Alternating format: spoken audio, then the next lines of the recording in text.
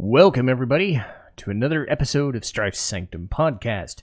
My name is Citizen Strife, and this week it's back with more anime reviews. And it's at the time of a good part of the season because things are starting to filter in more and more, and I'm getting more shows to take a test drive on rather than just the same stuff or getting things finished, because things have been finishing, things have been starting up and gotten episodes to get dubbed, things of that nature. So I've got a lot to review today. As per usual, I watch dubbed versions, so bear that in mind. I'm usually going to be either behind on a show if it's in the Crunchyroll app, because shows usually get dubbed like 2 to 3 weeks after the sub version. So that may or may not happen. In the case of stuff on Netflix, they can either be binge watched or shown weekly, and some of the shows this season are in the binge watch format. So I'm gonna try to watch those binge watch ones as if I was doing them weekly. But if I get through them faster, then I get through them faster. I'll talk about those as well. But big spoiler warning just in case, because even if things are just starting up, there might still be spoilers for people who haven't seen them. So bear that in mind, especially if it's a long-running series. I'm going to be talking about things probably out of order for some people who are not aware of such things. So I'll start with Apothecary Diaries, which has gotten into Season 3. And, I mean, Season 2, Season 3, I'm not sure. But 2 cores for this season. They're starting the next core, which was good, because the last couple of episodes have been about the hunt.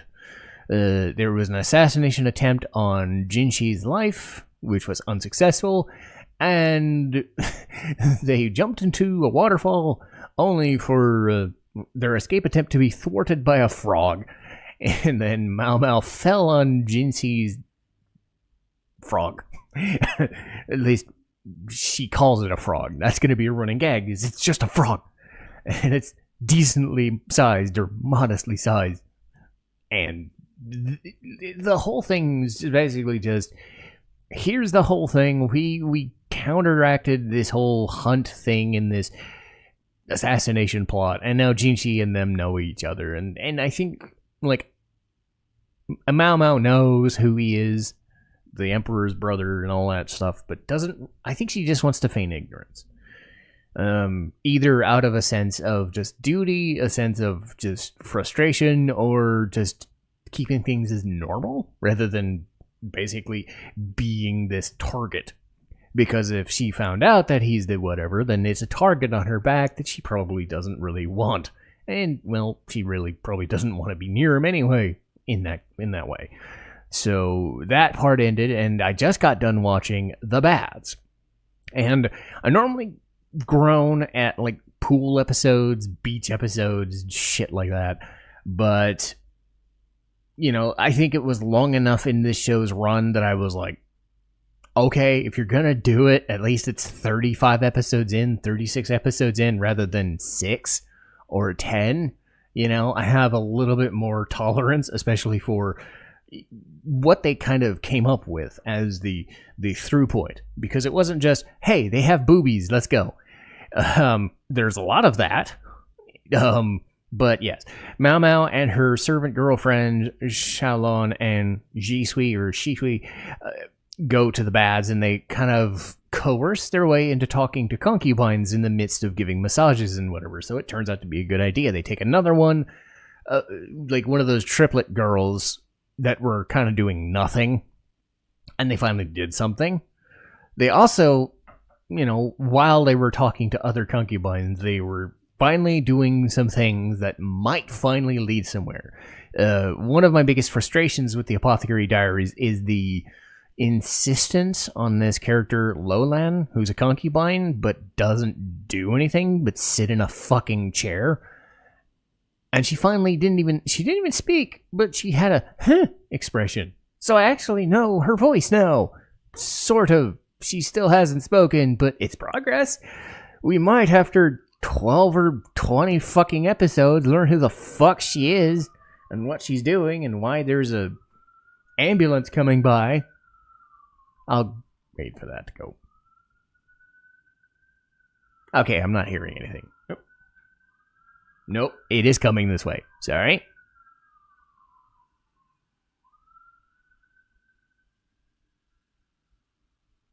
Okay, it's gone now.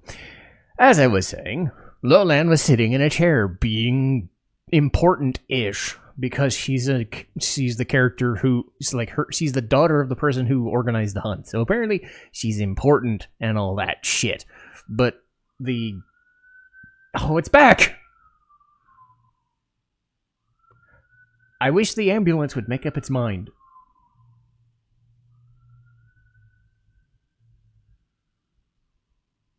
Okay. Now it might be gone. Maybe now. Anyway, sorry for the last 45 seconds of me wandering about doing nothing. But the coordinator of the hunt, Shisho, has a daughter named Lolan, and they've been making this point that Lolan is super important because she's a concubine of importance and junk. But unlike all of the other ones, they don't give her anything to do. And, they haven't really focused on Lishu either. Because they focus on Gyokyo, they focus on Liwa, but Lishu hasn't really done anything. The nice thing that the Bats have done, given her a little character as a kind of scaredy cat and, person of no interest to other people, just ineffectual would be the best way to describe it. And an ineffectual scaredy cat princess, basically. But hardly any of her fault. But, being the youngest. But I do like that they're giving her something to do, because Gyokyo gets a lot of the work, because, again, she's great, and Liwa gets shown up here and there, but the other two either haven't done anything and don't deserve the screen time because they haven't done anything to deserve it, or they just weren't focused on. And this was both in the same episode. So, the bads were fine, and I think it's good because it takes the focus into something else. The Apothecary Diaries is really good about doing 2 to 3 episode spurts of things and tying it back to the main narrative, and it just keeps being really, really fantastic. But then again, I've been talking about this show for about a year and a half or so, it sounds, and I'm just like, why the fuck would I say anything different? Toilet Bound Hanako-kun has finished up. So, Tsujima of the Art Room. The last episode was just about trying to convince Hanako and Shijima to just stop this make-believe story. And Yashiro had this kind of woman-up speech and just told Hanako, if I'm going to pass away, I'm going to pass away. It's my decision. Don't let me be here. Don't force me to be here. Regardless of your intentions, you're forcing a decision that I don't want. And I think that was kind of the tipping point. So the issue is, at the end of this season, if they're going to make more of it, the idea that she still might pass away very, very, very shortly and very quickly, but at least she has a decision, and if she pursues it, they gave kind of what about the clock keepers, whatever. And then they hid, they thought of another wonder called the Grim Reaper. So they're definitely thinking of adding more to the Hanako-kun stuff, and I'm good with it. It took 6 or 7 years, to get another one, and or I forget how long it was, but it was an extended break. Some shows you get a year, some shows you get 2 through 3. It felt like a long time since it was like a new release like this. So getting more content is always good. This is a show that I really like, and I'm happy to get more. Speaking of things that I really liked, was Ameku MD, Dr. Detective. That finished up with the drowning in the dry room. So they kind of finished up telling the story of who caused what and why and how. They kind of threw in a red herring mystery too. So they solved one thing, only to go back and solve a second one. And it was nice because you finally start to see some vulnerability in Ameku as a character with the episodes about the terminal child. You started seeing some issues with her about having her subordinate having to leave if the case was not solved properly. I'm happy that she's not perfect. Despite being like the good side of obnoxious while still being very obnoxious. Ameku does have some vulnerability rather than just being Mrs. Perfect, despite what she claims. I'm happy that they give her some stuff at the end of the season, season/show. I'm sure there's going to be more to this eventually. I'm hoping, again, like Hanako-kun, I'm not waiting years to get a sequel show out of this, but overall, I was happy because, and I said this was one of my favorites of the season, was the fact that you have these characters, and Zenshu follows in the same suit, just like Apothecary or Freer, and a strong female lead with a different kind of motivation, a different kind of feel to them that holds the show together, and then having a tried and true formula that works for an episodic kind of show, and doing mysteries in a way that does feel genuine, because I'm not a Sherlock Holmes guy, but I know that's kind of the reference point for the mysteries and how they solve the mysteries and their approach to it. I talked about this with the Inspector review, was I felt Ameku did a better job of doing the detective work, the leg work, even if it was a lot of sitting around talking. It felt like the stuff wasn't just solved already, here's what we're going to tell you how. It's, we're going to arrest the people or the guy or figure out the answer as the thing happens. So it's done. And I approved of that way of doing it because that's how you should do a mystery thing. You shouldn't have to solve something that is already completed and then tell the hows. It should be, we will give you the hows and the whys, but we'll hit you in the act before you get arrested. That's, the typical way of doing mysteries, and I'm happy they went with it. As far as new shows, I'm into them now. I'm keeping up with the Unaware Atelier Meister. I'm about 3 episodes in, I believe. And at the time when I recorded, the intro, I said, this has more going for it than it sounds like it does because of the banished from the party motif that is just boring as dirt already. Like, we were bored of isekai shows.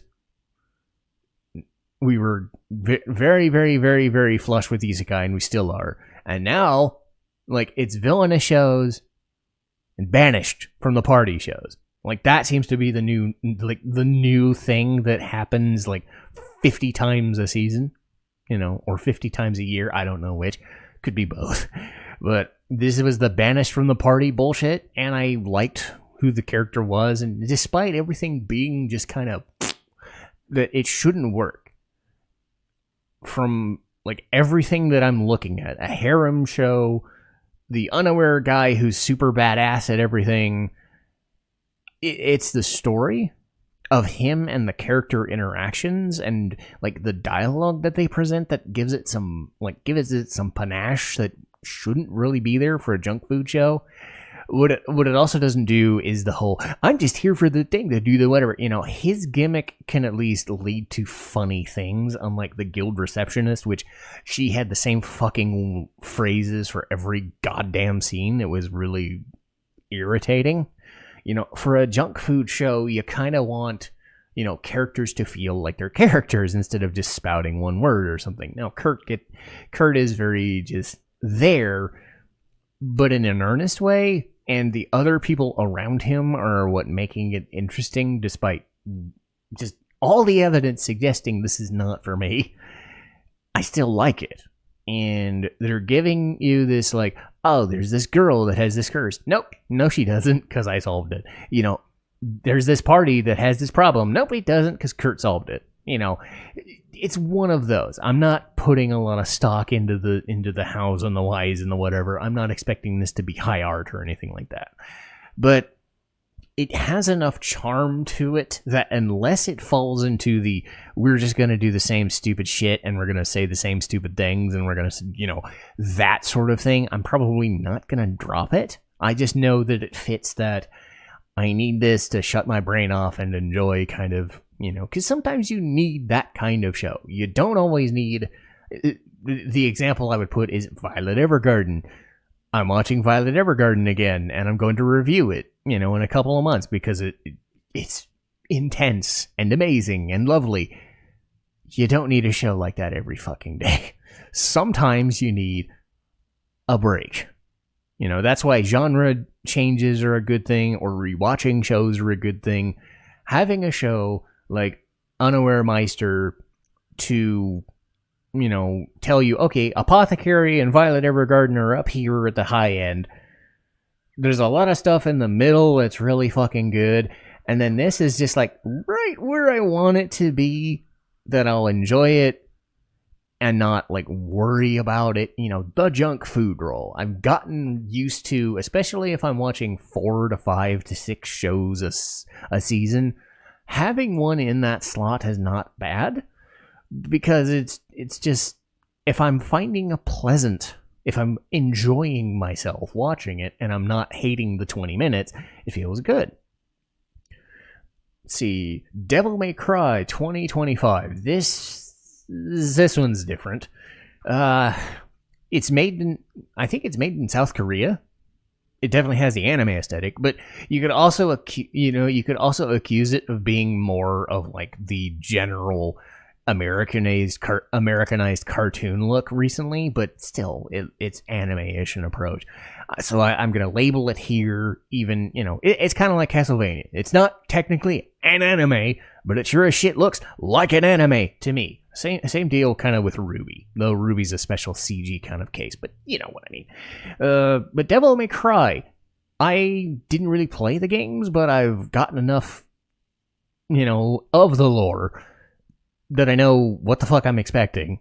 Very fucking goofy, very fucking obnoxious, very insane. Mostly I played Bayonetta, so I kind of know the general vibe of Devil May Cry is very similar.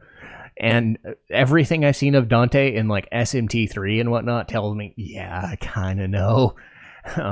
So I was very curious, because Castlevania acts as the very super serious, outside of saying fuck every 5 seconds, in, you know, snide humor. This is more outlandish and in your face. Not in a bad way, just it's trying to be more comedic and still trying to be serious.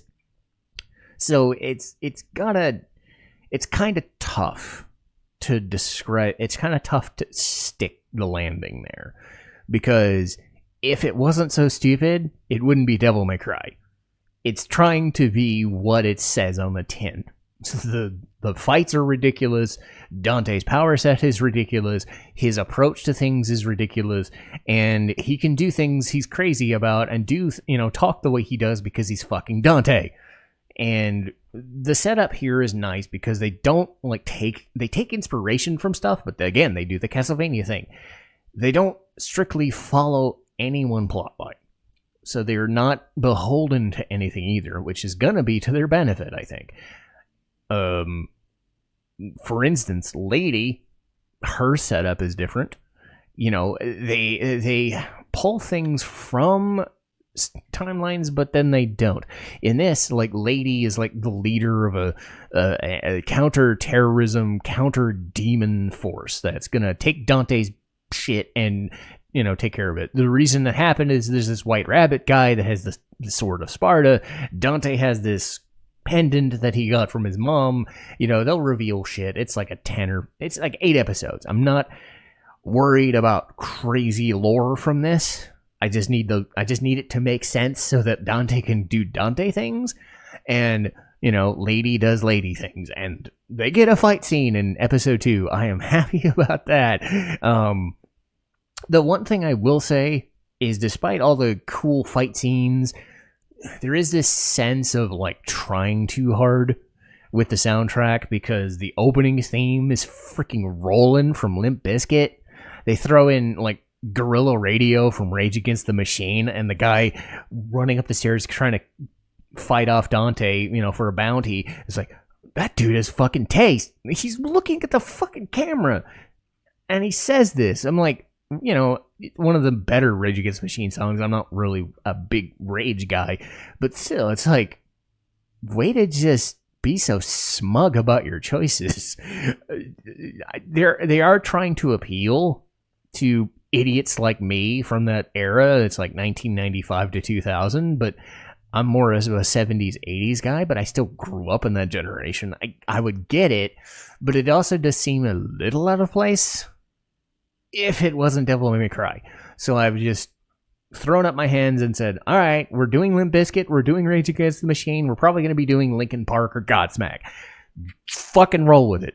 Okay, that out of the way, the other thing I want to say is, and I hate saying this because he's one of my favorite actors of all time, at least voice acting wise. Johnny Young Bosch is an interesting choice for Dante, and I don't know if he fits, because I like him. He's really good as almost anything else, right? But there are some characters that his voice is not suited for. The voice I know Dante most was Ruben Langdon, and I think his was a lot heavier, heftier, but could still pull off the very jovial Joker, just asshole, because that's what Dante is. Not saying that Johnny's not doing it. It just doesn't. His voice is just too, too high pitched, and I wouldn't even say his voice is high pitched. It just, you see it in action, you'll probably understand it. It works for Vash the Stampede because Vash the Stampede's not trying to be a badass. He's an idiot. Or in the case of Trigun Stampede, he is very just morose most of the time. It works for him. But Dante has to have some heft. When I'm thinking of voice actors, I'm thinking of like Ray Chase, who I think is also in the show. I'm like, he would have been perfect. Or a Troy Baker. I know Troy Baker's in everything. Well, Johnny Young Bosch is in everything. They're great actors, but there's this disconnect to me where I don't know, like, even if he was Nero in Devil May Cry 4, I don't think it really suits him very well. So it just felt like, I've had that before where I will call that out on the rare occasions that I'm just like, especially for roles, if it's a sub role, I don't really care if you get like 5 or 10 lines or an episode, but when you're the main character and you just don't feel like the fit for something, I have to call it out, right? Because I'm sure they could have found a role for Johnny somewhere, and it just doesn't seem like this was it. But whatever, you can't win them all the time. Still doesn't make the show bad, because I'm enjoying it, so there must be something. Let's see, there's a show called The Beginning After the End. This one, I also had very low hopes for, and it pulled out the Atelier Meister situation, because speaking of shows that are getting cliche, there was Isekai. We've already been Isekai'd to death, but we're going to get it. Then you have the villainous shows. Then you have Banished from the Party. Then somewhere in, I would say in the same vein, but maybe a little less often, is the Isekai and Reborn as a Baby. God damn it! I've heard of like 3 to 5 of these things already, and I feel like I've seen too fucking many of them. I've seen I was reborn as a baby, or I was found as a baby, and I was brought to this world, but I kept all my intelligence, and I'm like, ascendant of a bookworm. But she was at least 5 to 6, I just don't.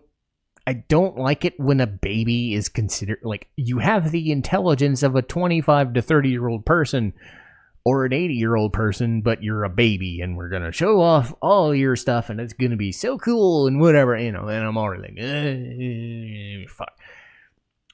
Again, it was not really anything special, but I still ended up liking it. I think because the narrator, the king guy who's now this kid, he doesn't do anything special, but he's narrating as if, okay, I'm trying to learn the mechanics of this world. A world that is honestly boring. It is an isekai world. There is nothing special about it. The world he came from would have been cyberpunk and sci-fi. I would have been like, I wanted that shit. I wanted Demon Lord 2099 all over again, or Corral Phantom Memory, or Salty Ray all over again. Nope. We get boring-ass mana world. So, why am I sort of sticking with this? Well, the family dynamics and who his family is. Well, for one, they didn't die in the first fucking episode. Not saying they won't, because he's not, 13 or 15 yet, because that's a backstory that isn't drawn to death either.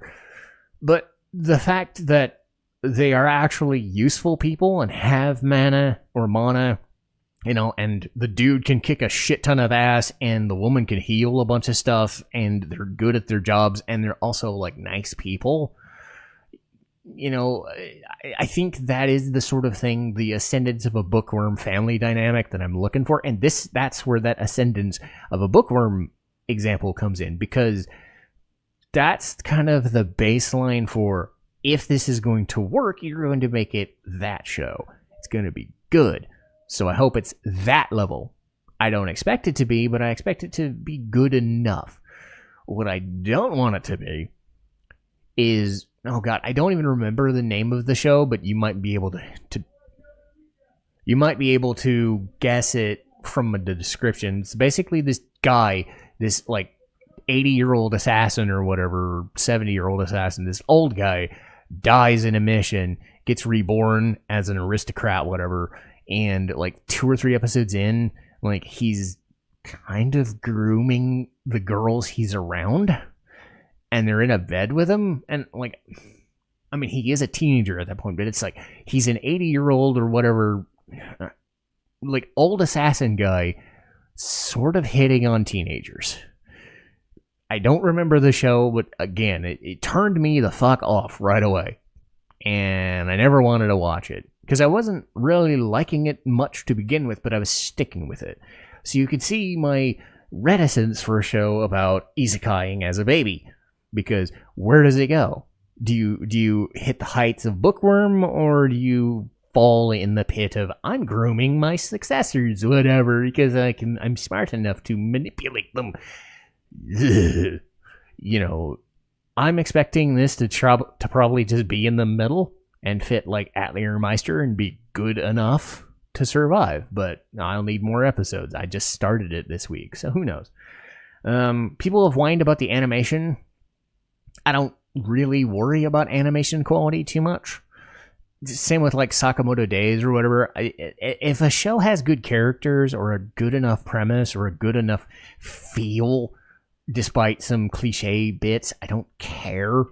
I don't care how it looks and operates. The only time I would care is if it's like really, really just out of a budget and can't animate for shit, and just the Neon Genesis Evangelion thing where you ran out of money and you can't animate anymore kind of thing, because that's a visual disconnect from everything that used to happen.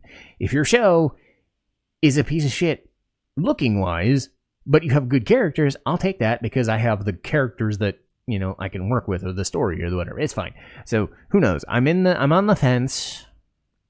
It's 1 episode in, I'm not sure. Another show that I've gotten into is Moonrise. This one's tough because they dumped 16 episodes on me all at once. So I had to get through the first 2, and I might do like with Devil May Cry. I might just wait a week and pull 1 just to stay sane. But Moonrise is not what I was expecting. I was expecting it to be aliens and viruses and disease have taken over the moon or the whatevers, and these guys have to fight it off. No, it's like a political drama. I was kind of expecting just nameless, faceless monsters.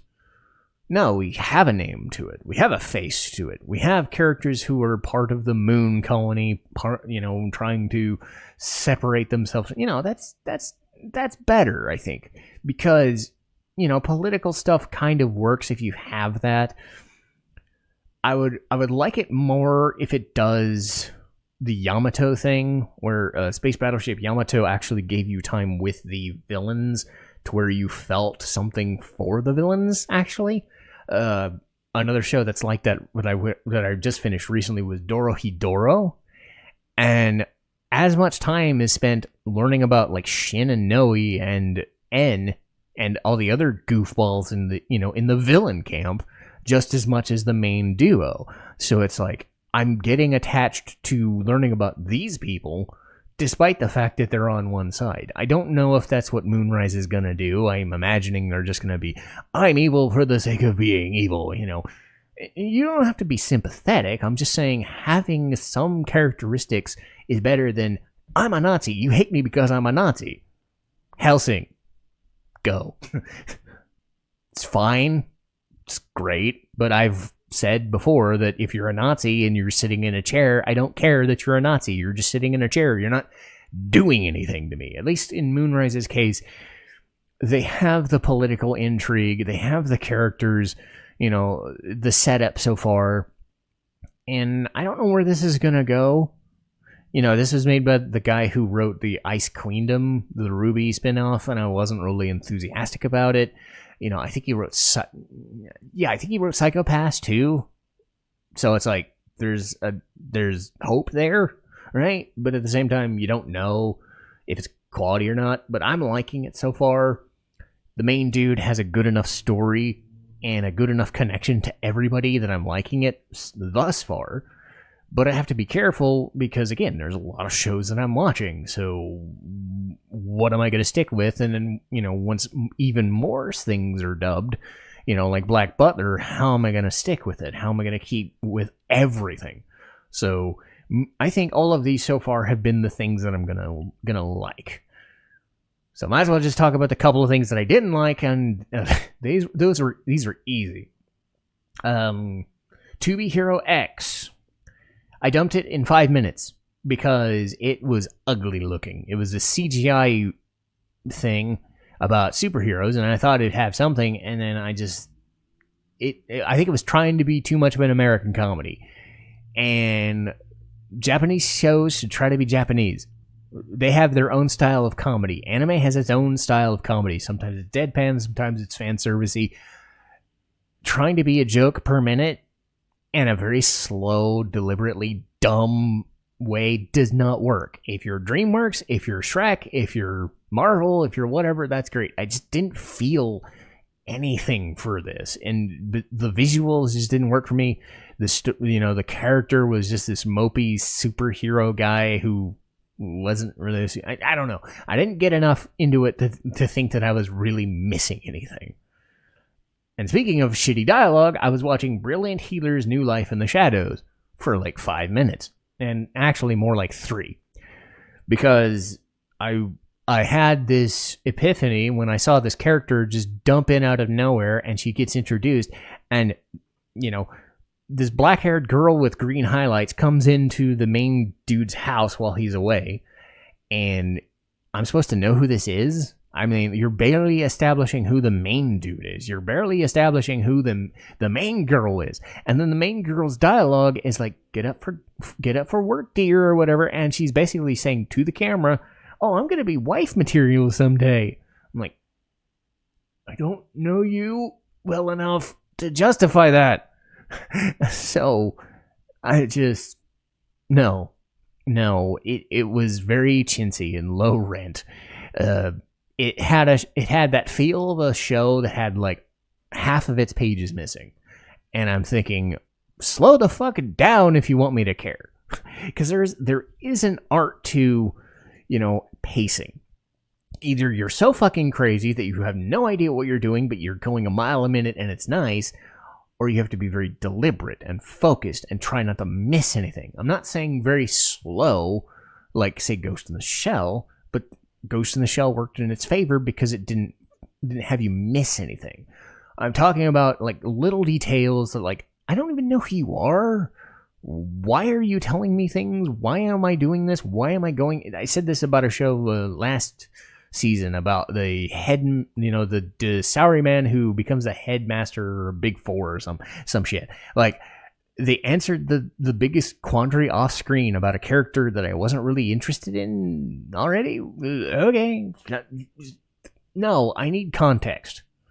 Context is everything, especially in an intro episode.